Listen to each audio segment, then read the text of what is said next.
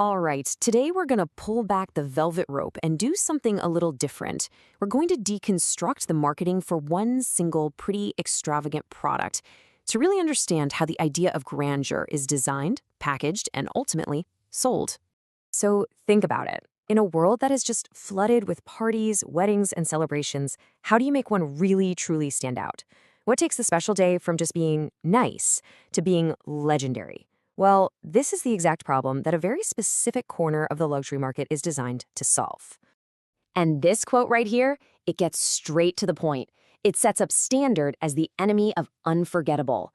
You see, by framing the ordinary as just not good enough, it creates this powerful need for something more, something that screams, this moment is different, this moment is important. So that kicks off what you could call the quest for grandeur. If standard is out, then what's in? The marketing we're about to dive into positions its product not just as a thing you can buy, but as the ultimate answer to this very quest. And boom, here's the solution they offer. The language is so powerful, so immediate, it's framing the product as something totally transformational. Notice it's not something you sit on, it's an experience you have. It's a statement you make. This is textbook luxury marketing. You sell the feeling, not the object. Let's keep going and see what this product actually is. How does it propose to literally and figuratively crown the moment? So, meet the royal throne chair. The definition itself is just packed with these aspirational words, royal, luxury, and that key verb, to crown. The whole point of the product is tied directly to the absolute peak of an emotional experience, that cherished moment. And this really shows you the true ambition. The goal isn't just to furnish a room, it's to fundamentally transform it. The promise is that by adding this one single element, you can transform everybody from a regular old event space into the grandeur of a royal court. So how does it supposedly do all that? Well, let's break down the anatomy of the throne itself and take a look at the specific design choices and, more importantly, the psychology behind them. First up, the most obvious feature, its sheer size. You can't miss it. The marketing doesn't call it a tall back, does it? No, it's a majestic high back. That language is so deliberate, designed to make you think of power and presence. And this right here explains the why. The height isn't just for looks, it's a tool. It physically separates the people sitting in it. It draws every single eye in the room to them, and it visually gives them an aura of importance. It's a nonverbal cue that just screams, look here, this person matters. But of course, it's not just about size. The next layer of this whole value proposition is built on the materials themselves, the craftsmanship, which is packaged as unrivaled royal luxury. This is just a brilliant illustration of how specific materials are basically used as a shortcut for value. Gold leaf, that communicates wealth.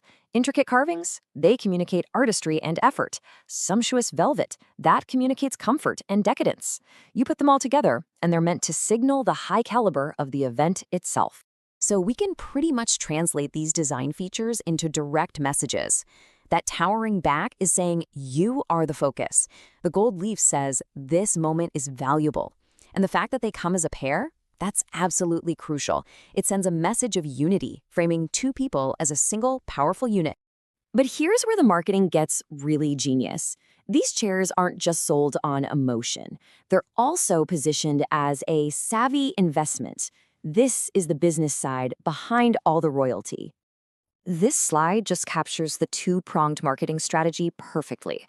On one side, it sells an emotion to the end user, the couple, the feeling of being royal, getting that perfect photo. But on the other side, it sells cold, hard business logic to the buyer, the venue, or the event planner. It's an asset that attracts wealthier clients and lets you charge higher prices. And to back up that business claim, the marketing completely shifts gears to practicalities. It emphasizes durability, using phrases like hotel furniture standards to signal that this is not some fragile prop. No. This is a robust piece of equipment, a long-term investment that's going to withstand constant use and keep generating returns, or as they put it, dividends in prestige. So what does this all add up to? Well, the marketing all comes together in a promise that goes far beyond the event itself. It enters the realm of memory and legacy. And this is the ultimate pitch. The final promise is completely intangible. You're not just buying chairs anymore. You're buying a feeling that lasts. You're purchasing an atmosphere and a legacy. The product is presented as a tool for literally manufacturing a specific high-end memory, one that's designed to resonate for a lifetime. Which, of course, brings us to our final thought.